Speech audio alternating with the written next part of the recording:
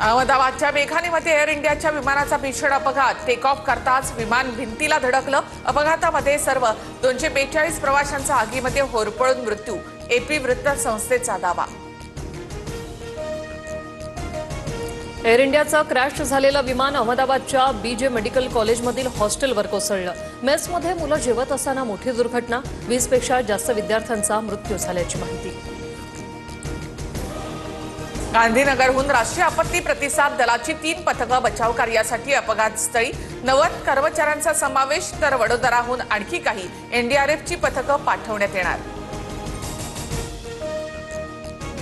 माजी मुख्यमंत्री विजय रुपाणींसह एकूण 242 नागरिक विमानात होते। यामध्ये 169 भारतीय, 53 ब्रिटिश, 7 पोर्तुगीज तर 1 कॅनेडियन नागरिक प्रवास करत होता, तर काही लहान मुलांचाही सहभाग।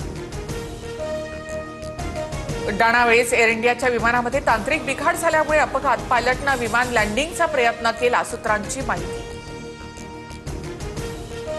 अपघात होण्याआधीचा एअर इंडियाच्या विमानातील एक व्हिडिओ जो आहे तो प्रवाशाकडून ट्विट। विमानातील एसी, स्क्रीन टच, टीव्ही बंद।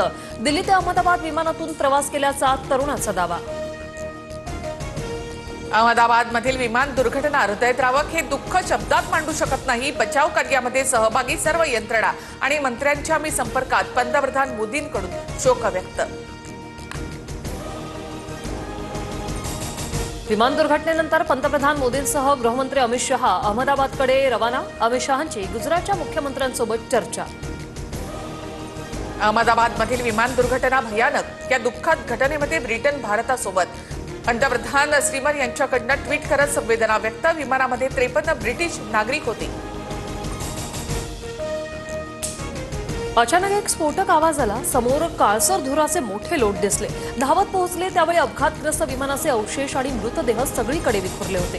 प्रत्यक्षदर्शींनी सांगितलं अपघाताचा थरार।